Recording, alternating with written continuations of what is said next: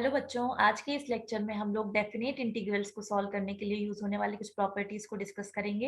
ये प्रॉपर्टीज हमारी एक्सरसाइज 7.11 में डेफिनेट इंटीग्रल्स को सॉल्व करने के लिए यूज होंगी। So let's start with the first property. So first property is a to b fx dx this is same as a to b f of t dt। इसको आप substitution method से देख सकते हो कि सब्स्टिट्यूशन मेथड में अगर हम x को t से सब्स्टिट्यूट कर दें then dx can be replaced with dt। And क्योंकि आप x को t से रिप्लेस कर रहे हो तो lower limit of x when x is equal to a then t की लोअर लिमिट भी a होगी, and when upper limit of x is b then upper limit of t is also b। Second property है हमारी a to b fx dx this is equal to minus times b to a f of x dx। इसको आप कैसे समझ सकते हो? जैसे मान लीजिए एंटी डेरिवेटिव fx का है f ऑफ x, LHS जो आपका है, तो इसमें जब आप upper limit and lower limit put करेंगे तो ये कितना आ जाएगा? This will be f of b minus f of a. Right hand side में देखिए आप, राइट हैंड साइड में एफ एक्स का एंटी डेरिवेटिव है capital f of x, and इसमें लिमिट क्या है आपकी? बी टू ए, और बाहर माइनस साइन लगा हुआ है। जब आप इसमें वैल्यू पुट करेंगे तो this will be minus times f of a minus f of b, and बाहर माइनस साइन जब अंदर मल्टीप्लाई होगा तो that will be equal to f of b minus f of a. यानी अगर आप किसी इंटीग्रेशन को में अगर आप उसकी lower limit and upper limit को इंटरचेंज कर रहे हो then it will get multiplied with a minus sign. Property 3, a to b fx dx integrate करना है, then say there is some point between a to b, let's see point आता है, then आप a to c integrate कर सकते हैं plus c to b integrate कर सकते हैं। This is your c। So you can break your integration limit into different intervals. Coming to property 4, a to b fx dx this is equal to a to b f of a plus b minus x dx. Okay, इसको देखिए right hand side में जो आपको लिखा हुआ है, इसमें अगर हम a plus b minus x को एक नया वेरिएबल t अज्यूम कर लें देन माइनस ऑफ dx को हम किससे रिप्लेस कर सकते हैं? With dt। यानी ये राइट हैंड साइड हमारा क्या बन गया? Integration of f of t and minus dx है, तो यानी dx को हम किससे रिप्लेस करेंगे? With minus dt। अब लिमिट्स देखिए, when x is equal to a, जब आपकी x की वैल्यू a है तो a से a कैंसिल हो गया, t की वैल्यू कितनी हो जाएगी आपकी? b। So when x is equal to a तो लोअर लिमिट कितनी हो गई हमारी? b, and when x is equal to b, जब x में अपर लिमिट b है तो t की अपर लिमिट कितनी हो गई हमारी? a। जब आप लिमिट्स को इंटरचेंज करेंगे अपर लिमिट एंड लोअर लिमिट तो अगेन बाहर माइनस साइन आएगा and minus minus will be plus, so this will be equal to a to b f of t dt। And अभी हमने फर्स्ट प्रॉपर्टी में पढ़ा था कि you can change the variable, it will have same value, so a to b f of x dx के ही बराबर होगा। तो इसका मतलब क्या हुआ कि अगर आपको किसी फंक्शन को इंटीग्रेट करना है from a to b then आप उसको इस तरह से भी लिख सकते हो, यानी कि a टू b उस फंक्शन में आप x को रिप्लेस कर दो with sum of the limits minus x। Moving to next property 5, या आपकी प्रॉपर्टी 4 पे बेस्ड है। ओके, मान लीजिए यहाँ पे लोअर लिमिट 0 हो जाए, a की जगह अगर 0 हो जाए सपोज, तो ये कितना आ जाएगा? f of upper limit b minus x। यानी अगर आपके पास कोई ऐसा फंक्शन है जो 0 टू a fx dx, यानी लोअर लिमिट उसमें 0 है, तो इस that function can be written as 0 to a f of a minus x dx। तो sum of the limits minus x, तो this is an extension of your property 4। Moving to property 6, 0 to 2a fx dx this is equal to 0 to a fx dx plus 0 to a f of 2a minus x dx। 2a minus x को एक नया variable t assume कर लें, then we can replace minus dx with dt, or we can replace dx with minus dt। तो इसको आप क्या लिख सकते हो? Integration f of t dt with minus sign. अब लिमिट्स देख लेते हैं।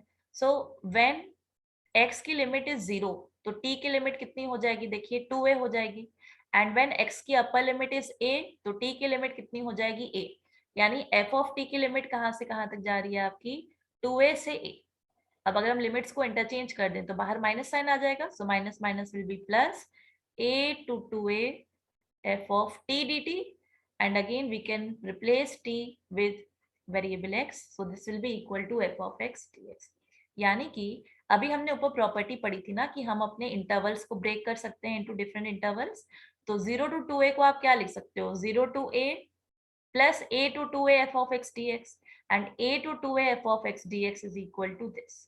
तो भी अपर लिमिट है इसका half 0 to a f of x dx plus 0 to a upper limit जो भी है आपकी f of 2a minus.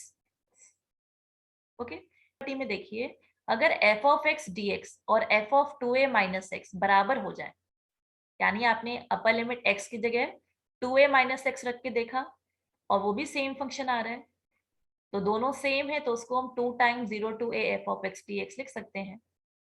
And if दोनों एक दूसरे के नेगेटिव आ जाए, यानी f of 2a minus x की आपने वैल्यू निकाली एंड वो f of x का माइनस टाइम्स आ रहा है, माइनस ऑफ fx आ रहा है, देन इसकी वैल्यू कितनी हो जाएगी, 0। इनका एप्लीकेशन हम क्वेश्चंस के थ्रू देखेंगे। Okay, and our next property is minus a to a f of x dx, this is equal to 2 times 0 to a fx dx if fx is an even function and 0 if f of x is an odd function। Even functions क्या होते हैं, ऐसे function जिनमें अगर हम x को minus x से रिप्लेस करें then functions remain the same. For example even function में आते हैं आपके cos function, x square x to the power 4, इस टाइप के फंक्शन। ऑड फंक्शन क्या होते हैं, ऐसे फंक्शन जिसमें अगर आप x को माइनस x से रिप्लेस करो देन वो माइनस साइन पूरे फंक्शन के बाहर आ जाए, जैसे for example sine x, right. अगर हम एग्जांपल्स की बात करें तो अगर हम साइन x की बात करें तो suppose this is your fx, तो अगर आप x को माइनस x से रिप्लेस करो तो साइन ऑफ माइनस x, तो साइन ऑफ माइनस थीटा क्या होता है, माइनस साइन थीटा, तो ये किसके बराबर होगा, माइनस साइन x। इसका मतलब f ऑफ माइनस x ये किसके बराबर आ गया, माइनस टाइम्स fx आ गया ना, तो ये कैसा फंक्शन हो गया आपका, sin x आपका एक ऑड फंक्शन हो गया। सिमिलरली जितने भी x की आपकी ऑड पावर्स हैं, अगर मैं पूछूं कि x क्यूब कैसा फंक्शन है तो ये भी आपका ऑड फंक्शन है।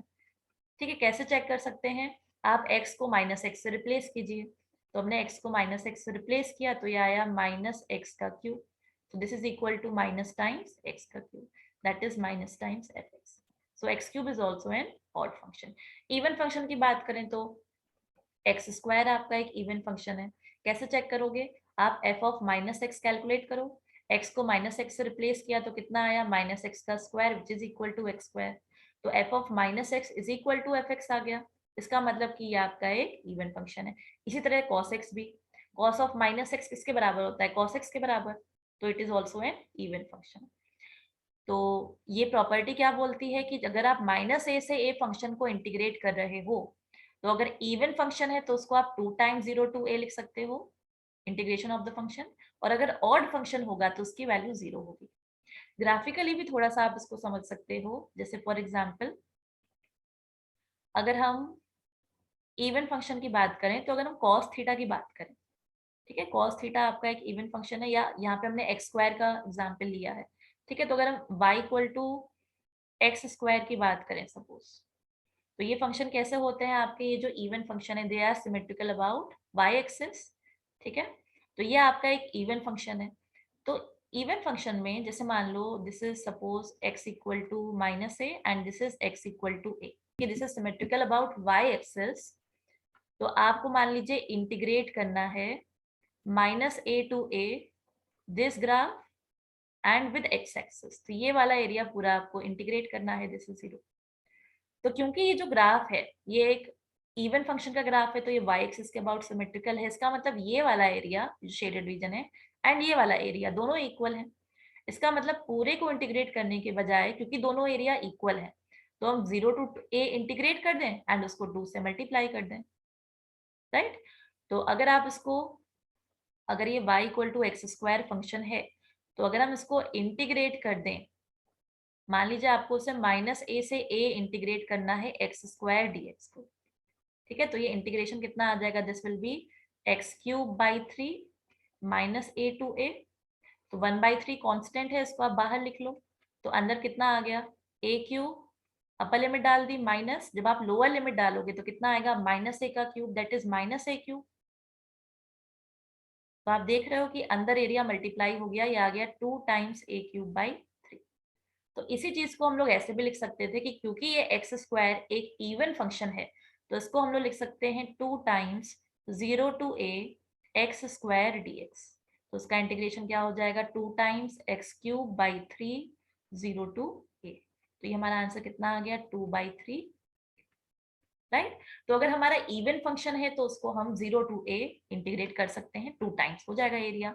अच्छा, अगर हम ऑड फंक्शन का एग्जाम्पल लें, ऑड फंक्शन का एग्जाम्पल लें, अच्छा इवन फंक्शन में आप एक और एग्जाम्पल देख सकते हो, जैसे कि कॉस थीटा का मैंने आपको बताया कि कॉस एक्स की अगर हम बात करें, तो कॉस एक्स का ग्राफ मान लीजिए इस तरह से है, -π/2 टू π/2 आपको इंटीग्रेट करना है।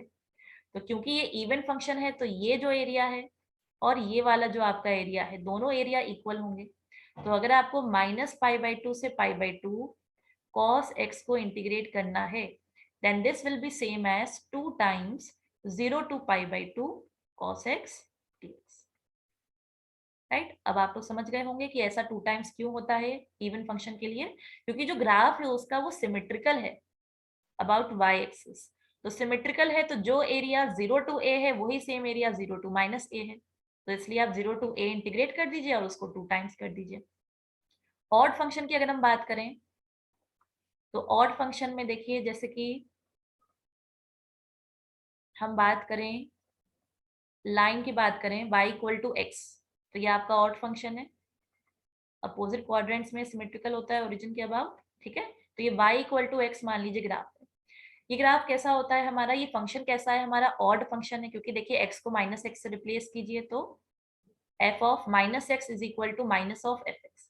तो मान लीजिए आपको -a टू a इसको इंटीग्रेट करना है, तो आप देख सकते हो अगर हम with respect to x axis को इंटीग्रेट करेंगे, वो अगर ये प्लस आ रही है आपकी, ठीक है, जो भी वैल्यू आ रही है वो सेम वैल्यू यहाँ पे नेगेटिव आ रही है, ठीक है। आप इंटीग्रेट करके देख लीजिए, अगर हम -a टू 0 इंटीग्रेट करें x dx को, तो ये कितना हो जाएगा, x²/2 -a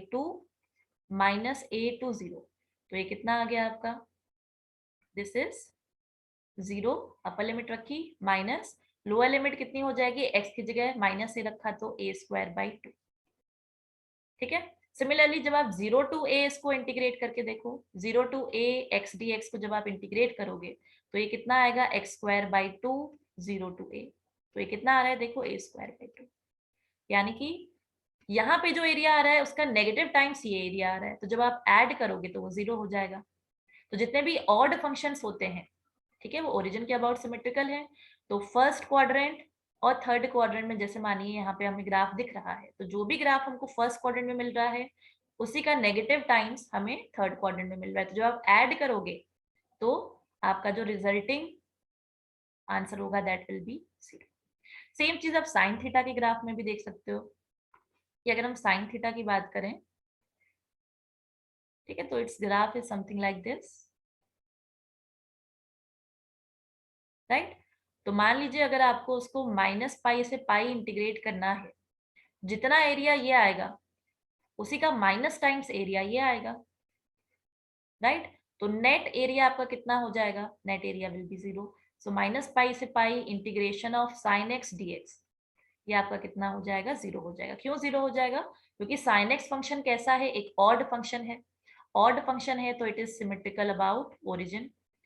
तो जब आप इसका एरिया निकालोगे तो जो भी एरिया आपको 0 टू पाई मिलेगा, ठीक है, एंड जो भी एरिया आपको 0 टू -π मिलेगा, they will be equal in magnitude but opposite in sign, तो इस वजह से कैंसिल हो जाएंगे, ठीक है।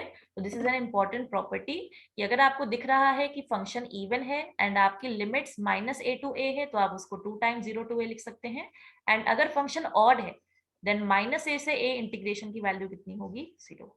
चलिए एक दो क्वेश्चन देख लेते हैं।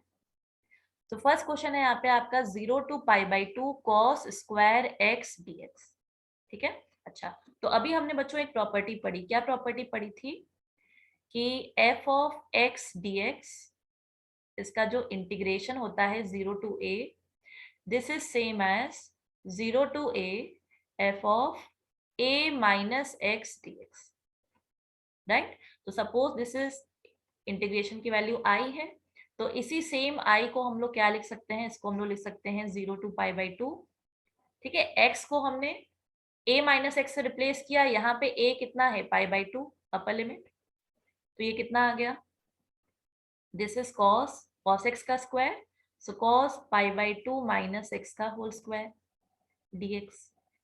तो ये क्या बन गया हमारा, this is 0 to π/2 cos 90 minus theta is sine theta, तो this is sine square x dx। तो देखिए ये भी आई है, ये भी आई है, अगर हम दोनों को ऐड कर दें तो दिस इज जो हमें क्वेश्चन गिवन था, दिस इज सेकेंड। तो अगर हम फर्स्ट और सेकेंड को ऐड कर दें तो लेफ्ट हैंड साइड में कितना आ जाएगा, i plus I that is 2i, और राइट हैंड साइड में कितना आ जाएगा आपका 0 to π/2 cos square x plus sign square x, ठीक है। लिमिट सेम है, साथ में इंटीग्रेट कर सकते हैं। Sine square x plus cos square x कितना होता है आपका 1 होता है, तो ये बन गया 0 to π/2 using the identity, this is equal to 1 dx equal to 2। 1 का इंटीग्रेशन क्या होता है आपका x, एंड अब आप इसमें लिमिट डाल दीजिए 0 to π/2, तो ये वैल्यू कितनी आ गई आपकी π/2 माइनस 0, सो π/2, तो 2i इक्वल टू π/2, तो i की वैल्यू कितनी आ जाएगी आपकी π/4। Moving to next. अच्छा एक चीज और देखिए बच्चों, ये सेम क्वेश्चन देखिए आपने लास्ट एक्सरसाइज में कैसे किया था कि आपने cos स्क्वायर थीटा को cos 2 थीटा वाले फॉर्मूला में कन्वर्ट करके देन आपने अपर लिमिट लिखी थी, बट यहाँ पे आप प्रॉपर्टी यूज करके इसको इस तरह से आसानी से सॉल्व कर सकते हैं। Moving to next question, question number 2। तो अगेन बच्चों यहाँ पे सपोज दिस इज आई, तो इस सेम आई को जैसा अभी हम लोगों ने लिखा था कि 0 to a fx dx को we can write as 0 to a f of a minus x dx।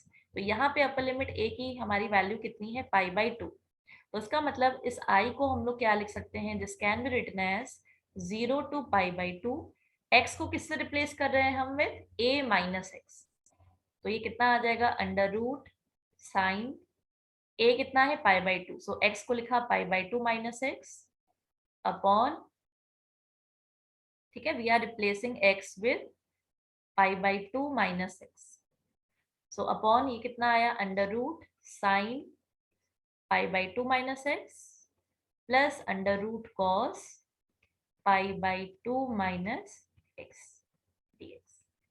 तो ये कितना आ जाएगा, this is equal to integration 0 to π/2, ऊपर कितना आ गया देखो, sine 90 minus theta is cos theta, तो ये बन गया under root cos x upon under root cos x plus under root cos 90 minus theta is sine theta, so sine x। तो ये भी हमारा आई है, और जो क्वेश्चन में गिवन था ये भी हमारा आई था। So suppose this is first equation, this is second equation. तो अगर हम दोनों को ऐड कर दें तो आपको दिख रहा है ना कि दोनों को अगर ऐड करोगे तो न्यूमरेटर और डिनोमिनेटर दोनों सेम आ जाएंगे। तो अगर हम फर्स्ट और सेकंड को ऐड कर दें तो ये हमारा कितना आ जाएगा, this will be 2i, this is equal to 0 to π/2, दोनों की लिमिट सेम है। अब अगर दोनों फंक्शंस को आप ऐड करोगे तो ये आ जाएगा under root sine x plus under root cos x upon under root sine x plus under root cos x dx। तो आप देख सकते हो कि न्यूमरेटर एंड डिनोमिनेटर पूरा पूरा कैंसिल हो गया, तो अंदर इंटीग्रेशन किसका बचा, dx का, dx का इंटीग्रेशन क्या होता है x, तो ये आ गया 2i इक्वल टू x। इसमें अब हम लोग अपनी लिमिट्स डाल देते हैं, तो upper limit is π/2 and lower limit is 0। तो अगेन यहाँ पे इस क्वेश्चन में भी हमें i की वैल्यू कितनी मिल गई, π/4। तो बच्चों इसी तरह से हम लोग आगे के क्वेश्चंस भी सॉल्व करेंगे अपनी आने वाली वीडियोस में। इस वीडियो में इतना ही, थैंक्स फॉर वॉचिंग।